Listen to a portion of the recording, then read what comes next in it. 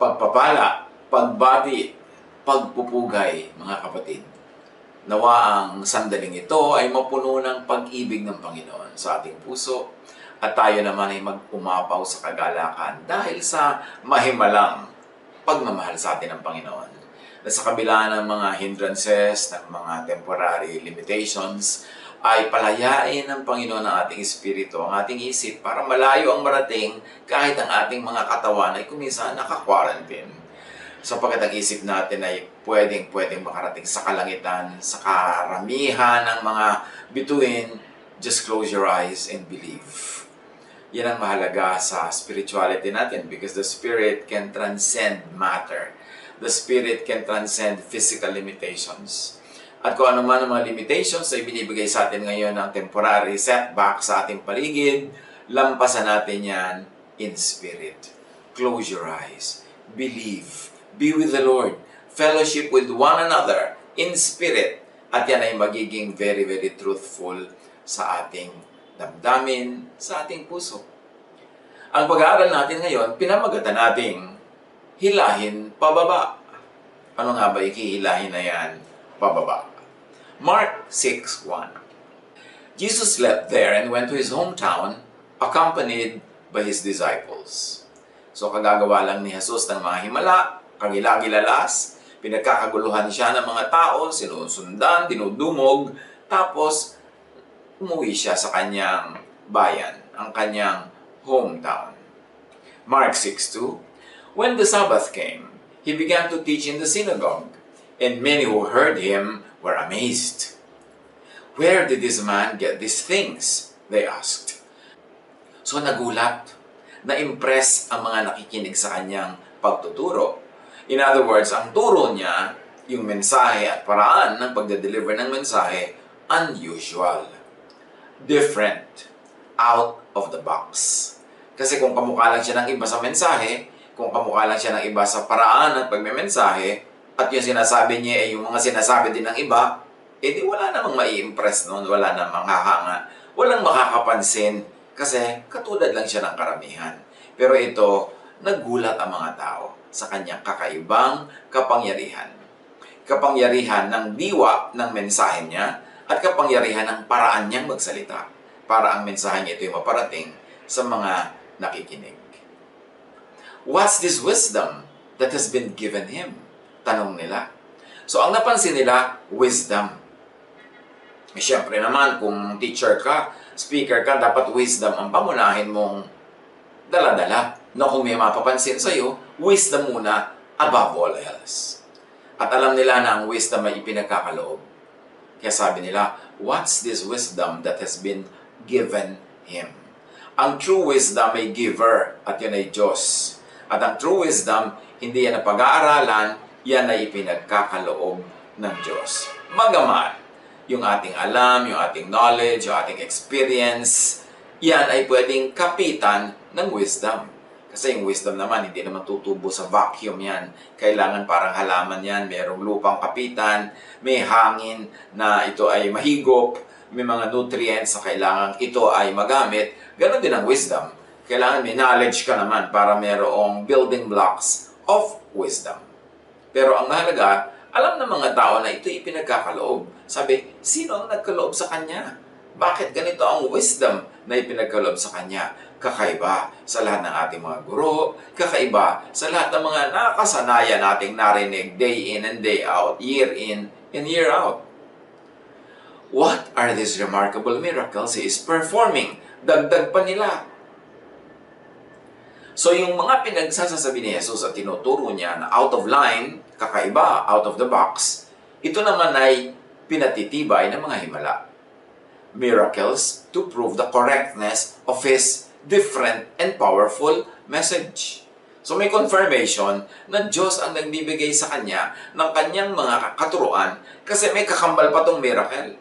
At kung nung araw yung miracle ay gumagaling ang mga physical sakit ng mga tao, gumagaling ang kanilang mga emotional sakit, parang napapalaya sa mga demonyo sa kanilang puso, nakakalaya sila sa kanilang mga depression, marami pang ibang uri ng miracle to confirm the correctness of a message or a messenger. Yung nakakapagpagaling spiritually. Yung mga dating spiritual prisons, nalalabasan, spiritual chains, yung mga dating life of constant gloom and negativity, yung life of constant failure in the sense that you are fruitless in your spiritual quest. Pagka ang tao ay nakalampas din dyan, himala rin yun. Maraming anyo, maraming hugis, kulay, maraming amoy ang himala. So itong himala ng pinagagagawa ni Jesus ay nagiging patunay. Kasi siyempre kakaiba ang message niya. Saan tutungtong yun, saan sasandal para kumuha ng patunay sa himala. In other words, si Jesus ay angat sa ibang teacher na nakasanayan ng mapakinggan ng mga tao. Angat siya sa karaniwan, at kumbagay nag-uusap-usap yung mga tao doon sa synagogue, angat sa atin. Angat sa atin ang Jesus na ito. Kakaiba siya. At kung yung mga ibang nangaral na doon, nagtuturo doon ay magpupulong-pulong, mapapansin nila na, bakit naman tayo hindi na-appreciate ng ganyan? Tapos siya na-appreciate, angat siya sa atin. At syempre, pagka ganon, ang magiging reklamo ng maraming tao, hindi na ma-reach ang Jesus na ito. Kakaiba na siya. At remember, pag nag-uusap-usap yung mga taong ganyan, sa kanilang hometown, sa barangay, ayaw natin sa ganyang kabarangay. Parang ini-imagine natin sinasabi nila. Ayaw natin sa ganyang kababayan. Bakit? Ito nangyayari noon, kahit ngayon. Bakit ayaw ng mga taga-baryo, ng mga taga-barangay, ng mga taga-small communities, at ng families, yung nagiging star na kababayan o kamag-anak? Kasi ayaw ng small minds ang ka-hometown na nagiging big time. Tapos, di na ma-reach. Yan ang reklamo ng marami eh. Subukan mong umasenso, tumaas ang iyong pwesto, lumaki ang iyong kita, subukan mong yumaman, subukan mong maging sikat, maging makapangyarihan, sasabihin ng mga tao, yung mga kababata mo, mga kamag-anak mo, mga pinsan mong kabarkada nung araw, sasabihin nila, di ka na ma-reach. Pagka gusto ka nilang yayain at hindi ka pwede, hindi ka na ma-reach. Pag gusto ka nilang puntahan sa opisina mo at kailangan pa ng appointment, hindi ka na ma-reach. Kasi ayaw ng small minds ang umaangat ang dating ka-level. Lalo kung nagbabago ito. Eh, siyempre, magkakaroon ng pagbabago. Paano naman siya aasenso kung hindi siya nagbago? Kaya nga siya umasenso, merong nabago sa kanya. At kaya yung mga kababayan niya, kababata niya, hindi umasenso. Kasi walang nabago sa kanila. Para umasenso, kailangan may pagbabago. Pero, while people try to celebrate your success, ayaw nila na may nagbago sa'yo. Imposible yun. Kasi hindi ka magtatagumpay mula sa pinanggalingan mo kung hindi ka patuloy na patuloy magde-develop at magbabago. At gano'n na nangyari kay Jesus. Ang gusto lang ng mga taong kababata niya, tulad din nung araw ng mga bata pa sila. Pero marami na nangyari sa buhay ni Jesus. At marami nang ibinigay sa kanyang ama na karunungan, kapangyarihan. Alam nga namang hindi siya magbago. Ang gusto ng small minds, ang dating ka-level ay maging big time, pero dapat hindi magbago. Dapat rich pa rin para madaling maakyat, magamit, at maipagyabang. Yan ang gusto ng mga hindi umasenso na yung mga kababata nila, kababaryo nila, kabarangay nilang umasenso, kayang-kaya pa rin nilang kaladkarin, yayain, at kakain kasama nila tulad ng araw, walang nagbago. Yung ang kinakanta tulad din ang kinakanta nila nung araw, walang nagbago. Ano yun? Napaka-imposibleng maganap. Kasi kung walang nagbago sa kanya, dapat pare-pareho pa rin sila ng katayuan sa buhay. May nagbago, kaya nga nagbago Pero pag mataas na siya, small minds, anong gagawin nila? Hihilahin pababa para ka-level lang ulit. Paano nila ginawa yun kay Jesus? How did they do that to Jesus na hinihila siya pababa para bumalik sa level nila? Mark 6:3, sabi nila, "Isn't this the carpenter?" Matapos silang purihin ang purihin, kakaiba ang kanyang ginawa, kakaiba ang kanyang turo, kakaiba ang kanyang kapangyarihan, bigla nilang sinabi, "Isn't this the carpenter?" So pwede nating imaginein, these are the same people na sineselebrate nila yung kadakilaan ni Jesus una, tas ngayon biglang papababain nila. Or pwede rin isipin na may dalawang pangkat. yung pangkat na hangang-hanga kay Jesus, gustong-gusto yung mga nangyaring pagbabago, at may pangkat number 2, yung nagtatanong ng mga tanong na ito. Sabi nila, isn't this the carpenter? Ang ibig sabihin ng tanong na yan, di ba, ordinary lang naman siya. Di ba carpenter yan? Parang pagka ikaw ay umasenso, yung sumikat ka o yumaman, pag nagpunta ka sa mga baryo, yung mga taga-ron o sa mga barangay mo, ang aalalahanin nila yung kabataan mo na kayang-kaya ka pa nila. Ito ba yung uhugi nun? Ito ba yung tumatakbong hubo-tabo? Ito ba yung pinakain ko nun? Ito ba yung nung araw ay pinapaliguan ko na mabahong bata na naaawa ako, pinapaliguan ko? Ito ba yung bata noon na patay gutom, na payatot, na pinakain ko lang? Yung mga tao, pag lumaki ka, naging dakila, marami ka na-accomplish, hihilahin ka nila pababa dun sa point in your life na mahina ka pa at sila pa yung malakas para manaig sila sa'yo. It's a psychological battle. Kaya kitang-kita mo yung mga gustong sumakay sa yung success, aalalahanin nila nung yung pamilya nyo, binagyo, nagguho ang bahay nyo, at kinupkup ka nila sa kanilang silong, sa kanilang bahay. Yun ay para bumalik sila sa time na sila yung makapangyarihan at ikaw yung mahina. May psychological war going on. Kasi yung mga taong polite, yung mga taong tunay na sineselebrate nila yung success mo, hindi na nila uungkatin yung panahon na ikaw ay hubo-tabo, ikaw ay payatot, ikaw ay may sakit, ikaw ay mahirap. Kasi, hindi naman yun masyadong glamorosong alalahanin. At kung may aalala ng ganon, dapat ikaw na umasenso. Sasabihin mo, ay kayo po yung nagpakain sa amin nung gutom kami. Kayo po yung kumupkup sa amin nung kami ay giniginaw at kami nawala ng bahay. Pero para doon sa tumulong ang umungkat doon, meron siyang ina-accomplish. Ina-assert niya yung superiority niya over you. And because ngayon, hindi na siya superior, kailangan bumalik siya sa past para yung panahon na superior siya, yun ang sariwain at maging bida siya. So sabi nila, isn't this the carpenter? May nagtanong naman, isn't this Mary's son? O, pansinin natin not Joseph's son. Sa Israel, laging son of, anak ni ganitong tatay ang pinag-uusapan. Bakit kay Jesus? Ngayong si Jesus ay makapangyarihan, si Jesus ay celebrated at magaling, kinikilala. Ang inungkat nila is that he was Mary's son, not Joseph's son, ang in-emphasize. May intriga dito Pampababa kay Jesus ito.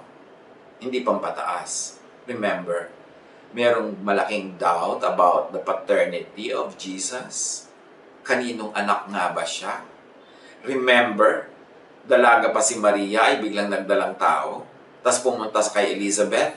Pag-uwi niya, 6 months or 3 months later, whichever of the two, basahin nyo na lang yung scripture, buntis na siya 3 months later. So, si Joseph, nung nalaman yon, gusto nang huwag ituloy ang kasalan. Kasi nag-doubt si Joseph kung sino ang ama ng bata. At syempre, hindi lang si Joseph. Kahit pinakasalan ni Joseph si Maria, marunong pa rin naman magbilang yung mga tao sa baryo nila ng mga buwan at mga linggo. Kaya nung nanganak si Maria, lalo pa may chismis na nawala siya ng ilang buwan, natural, binabantayan nila. At nung nanganak siya nang wala sa panahon, kulang sa bilang dahil nagdadalang tao na siya nung pakasalan siya ni Joseph, natural ang conclusion nila, sino ang anak, ang ama ng bata? Sino ang ama ni Jesus? At yun ay maaaring isang uri ng chismis, isang uri ng bagay na issue tungkol kay Jesus all his life. Kaya naiintindihan niya yung mga taong may mga ganitong issues at love niya may mga ganitong issues. Pero yung mga malisyosong taga-barangay nila, isn't this Mary's son? So inuungkat nila yung past na again, Mary was in a very disadvantaged and weak position in relation to the position of everybody else in that village. At dagdag ng iba, isn't this the brother of James, Joseph, Judas, and Simon? Apparently, yung mga ibang biological children ni Mary by Joseph. Na ang tunay na kahulugan ng tanong na ito, hindi ba kapatid siya ng mga ordinary lang tulad natin? Ayan si James, ayan si Joseph, ayan si Judas, ayan si Simon. Hindi naman sila mga sikat, hindi naman sila pinag-uusapan. So, di ba kapatid yan? Kapatid nila si Jesus. Meron naman mga tao, pagka ayaw nilang i-celebrate ang iyong accomplishment, kakalad ka rin ka pababa in relation to your brothers and sisters. So, aalalahanin nila, kung sikat nga yan, pero may kapatid naman yan. Napariwara. Sikat nga yan, pero may kapatid naman siya, mahirap. Pambihira naman yan, mayaman, may kaya, tapos yung mga kapatid niya, gusgusin, mga gutom. So, they will charge against you the lack of success of your brothers and sisters para lang pababain ka nila. Yan yung mga malicious styles of people. At dagdag pa ng iba, aren't his sisters here with us? O hindi ba yung mga kapatid niya, hindi nga binanggit ang pangalan kung ilan yung mga sisters na ito, at least 2. Ibig sabihin, wala naman sila talagang sinabi sa buhay noong mga panahon na yon. So, ang tinutumbok lang ng lahat ng nag-uusap na ito tungkol kay Jesus ay wala namang special sa kanila. Therefore, wala rin special sa kanya. Kasi magkakapatid sila eh. At sabi ng Bible, and they took offense at him. Na-offend na sila na, sino nga ba yan? Kala mo naman niya kung sino? Kung makapagsalita, kung makapagturo. Yun naman pala, ganyan lang mga kapatid niya. Ganitong pinanggalingan niya. Nakaka-offend naman ang arte niya. That's what happened. Mark 6:4-5. Jesus said to them, a prophet is not without honor except in his hometown, among his relatives, and in his own home. So sabi niya, talaga ang propeta, pinaparangalan sa lahat. Puwera lang sa kanyang sariling village, sa kanyang mga kamag-anak o ng kanyang mga kamag-anak at sa loob ng sarili niyang tahanan ng kanyang mismong pamilya. So, if townmates, relatives, and family are small-minded, are inggit, this is what happens to somebody na umangat sa buhay. Verse 5, he could not do any miracles there, report ng Bible, except lay his hands on a few sick people and heal them. He was amazed at their lack of faith. So dahil sa kakulangan ng pananalig ng mga tao na yon, dahil sa panghila nila pababa kay Jesus, walang nagawa si Jesus na maraming himala sa kanyang sariling bayan, sa kanyang panamang sariling bayan. His hometown mates lack of faith, amazed, and limited Jesus' miracles. Kasi ang mga miracles ni Jesus dapat may katumbas, may faith ka. Laging hindi lang siya yung mag-heal, may faith ka. At yung faith mo sa kanya ang mag-heal sa'yo. Hindi lang yung power niya, but without your faith. Kailangan yung faith mo plugged into His power, dun ka gagaling, dun nagkakaroon ng himala. And why? Why not? Why was He not able to do many miracles? Kasi sabi niya sa mga tao na marami pinapagaling niya, your faith has healed you. And obviously, in His own hometown, very few people had faith. So He was able to do only very few miracles. Anong application niya sa buhay natin at kinalaman sa buhay natin ng mga kwentong ito? Celebrate the rise of your townmate, of your relative, of your family member. Hindi kabawasan sa iyo pag tumataas sila. In fact, kadagdagan yun sa iyo. Kasi matalsikan ka man lang ng kanilang kaluwalhatian at baka matalsikan ka rin ng mga blessing na dumadating sa kanilang buhay. So dapat huwag mong pairalin ng inggit, huwag mong pairalin ng pride. Magpasalamat ka at magbunyi kung meron kang kababayan, kamag-anak, kapamilya, kasama sa bahay na umaangat. Honor the achievements of your townmate, of your relative, or your family member.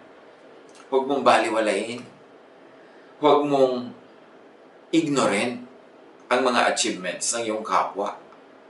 Huwag hilahin pababa ang achiever para lang magmukha kayo magka-level.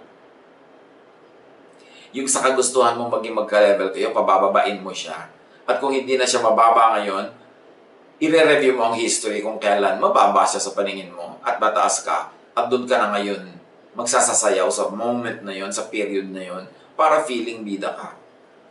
Huwag hilahin pababa ang achiever para lang maliitin ang achievement ng kapwa o para lang maliitin ang kapwa. Huwag Isn't this the carpenter? Huwag tayong magganon. Tingnan nyo yung tanong nila, isn't this not even he? Hindi man lang sinabing, isn't he the carpenter? Sabi niya, isn't this the carpenter? Halatang halata mo, may mga inggit sila at mga galit eh. At saka siguro, yung mga iba, mga theologian, hindi sila agree sa theology ni Jesus, kaya minamaliit nila si Jesus. Ganda naman ang mga tao eh. Kung minsan, hindi nila ma-attack ang idea mo, kasi superior at magandang ideya mo, ang atakin nila ay personalidad mo, o atakin nila yung mga kapansanan mo sa katawan mo, o atakin nila yung nanay mo, kamag-anak mo. Trabaho ito ng mga taong hindi marurunong. Trabaho ito ng mga mangmang. Trabaho ito ng mga taong mahina ang kukote na hindi nila kayang yung kukote mo ay banggain, kaya ang babanggain nila yung mga personal circumstances mo sa buhay. Pati kulay ng iyong balat, pati paborito mong kainin, at kung maaari pa, pwede, pati mga kapintasan ng nanay mo noong unang panahon, uungkatin pa nila yon. Huwag maghila pababa ng itinaas na nga, lalo kung Diyos ang nagtaas. Huwag isn't this Mary's son? Isn't this the brother of whoever? Hindi ba ito ang kapatid ng ordinary lang din? Kapatid ito ng pobre? Kapatid ito ng prisonero? Kapatid ito ng isang babaeng mababa ang lipad? Kapatid ito ng lasenggo? Yun ang ipapanira natin kung hindi natin ma-attack yung tao mismo. Tapos sasabihin mo, aren't his sisters with us? Hindi mo sasabihin, kung kahalubilo natin ang kanyang pamilya dito sa ating kinakalagyang pusali, ibig sabihin siya ay taga-pusali pa rin. Let us celebrate and appreciate kung merong iniaangat ang Diyos. At sumama tayo pataas, huwag tayong kumaladkad sa Kanya pababa. Huwag lang magkaroon tayo ng good feelings about ourselves. Huwag mag-demote on issues of paternity and family. That's below the belt. Hindi napipili ng tao kung sino kanya magiging tatay, nanay, kapatid, kabag-anak, lola, lolo. So, huwag mong uungkatin sa kanya. Para mo lang siya maliitin, yung tatay niya o nanay niya o lolo niya kasi wala yon under his control or her control. Hindi naman natin napipili ang ating parentage. So, mahalaga yun. Huwag ma-offend pag may umaangat. Huwag ma-offend pag may nagbago. I-celebrate yung pagbabago. Kahit ang pagbabago na yun, ibig sabihin, kailangan mo na makipag-appointment para pumunta sa kanya. Kasi ibig sabihin, marami ang ginagawa niya ngayon. Dumami. Kailangan niya ng organization sa kanyang time. Hindi pwedeng kahit sino lang dumating, iharapin niya kahit anong oras. Kasi marami siyang responsibility at marami siyang dapat na maitanim na dapat mamunga, marami siyang dapat ayusin, desisyonan, pag-aralan. So pasalamat tayo na kailangan nating pumila para lang siya makita kasi ibig sabihin, ang dami-dami niyang ginagawa. At imbes tayong mainis o ma-offend, ipag-pray natin siya para gumaan ang kanyang mga dalahin. At kung maaari sana, huwag na tayong dumagdag sa mga problema niya. Huwag na tayong magpasikip sa kanyang schedule. Kung pwede namang hindi na natin siya puntahan at abalahin, yun ang favor na magagawa natin sa ating kamag-anak, sa ating kaibigan, kasi nagbago na ang mga kalagayan niya sa buhay. Huwag ma-offend pag hindi na ma-reach, kasi nga umangat siya eh. Pag nare-reach mo siya, dalawa lang yan. Mataas ka na rin, kaya mo siya abot. O ibinaba mo siya, kaya mo siya abot. Kaya anong mas gusto mo doon bilang isang kamag-anak o kababayan? Kasi kung hindi siya nagbago, kung rich na rich pa rin, isa lang ibig sabihin, hindi umangat. Gusto mo yon, pareho lang kayong nakasayad pa rin sa pusali, pareho lang kayong wala pang nangyari, pareho kayo wala na-accomplish. Mas gusto mo ba yan? O kahit hindi mo na siya ma-reach pero malayo ang narating niya, and who knows, matulungan ka rin naman niya. At kahit hindi ka pa niya matulungan dahil sa malayo niyang narating, wala namang nawala sa iyo na may narating siyang malayo. Dahil sa kakulangan ng pananalig, dahil sa paghila nila pababa kay Jesus, hindi sila lubos na nakinabang tulad ng ibang bayan na pinuntahan ni Jesus. Hindi na bless ang karamihan sa kanila. Bago naganap itong ating pinag-aaralan, the bleeding woman just got healed. Jairus' daughter, who died, was just raised to life. Yun ang naganap. Dapat nangyari rin yun sa sarili nilang bayan. may mga patay din na nabuhay, may mga dinudugo na gumaling, may mga may sakit na napalaya sa mga sakit. Pero, sayang. Dahil minaliit nila si Jesus, hinila nila pababa, sila yung lalong napababa at sila ang nawalan. Let your faith be a blessing to your community. Kung may mga nanalig lang doon, na-bless sana yung buong community. Tulad nung pupunta yung mga anghel sa Sodom. Sabi ni Abraham, kung meron po bang 50 dyan na mabuti, sisirain niyo pa ang lungsod. Sabi ng mga anghel, hindi na. 4 na po, hindi na rin. 3 po, 2 po, hanggang 10 na lang, hindi na rin. Kung may 10 lang sana doon, di sana yung buong city na safe. Ganito rin sa bayan ni Jesus. Kung meron lang sanang 10 nanalig, ang daming nangyari. Pero hindi, may 10 kontrabida o mahigit pa. Hinihila nila si Jesus pababa. Ang nangyari, sila ang nalugmok, lubog pa sa lupa.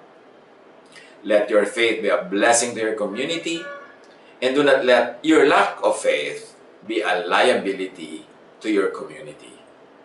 Acts 16:31, they replied, believe in the Lord Jesus, and you will be saved, you and your household. So maraming nadadamay pataas pag nananalig tayo kay Jesus. At tayo at ang mga idadamay natin, dumarami pag hinihila natin pababa si Jesus. Be a faith asset, not a liability. Sa barangay, sa pamilya. Manalig, manalangin. Kasi pag yan ang ginagawa natin, ang ating bahay, sambahayan, ang ating pamilya, ang ating community, ang bayan, nakikinabang. Meron tayong magandang pananagutan sa isa't isa to lift each other up to Jesus. But that cannot be done kung si Jesus mismo ang hihilahin pababa, o yung mga tunay na nanalig kay Jesus ay hihilahin pababa, o yung mga tunay na nagtuturo ng tunay na mga katuruan ni Jesus ay hihilahin pababa. Ang mangyayari, little will happen, halos walang miracle na magaganap, ang lahat malulugi. Pag-isipan, i-apply sa buhay, sa ating spiritual life, social life, family life, community life, social life. Hanapan ng paglalapat ang mga magagandang aral sa leksyon na ito. God bless us all.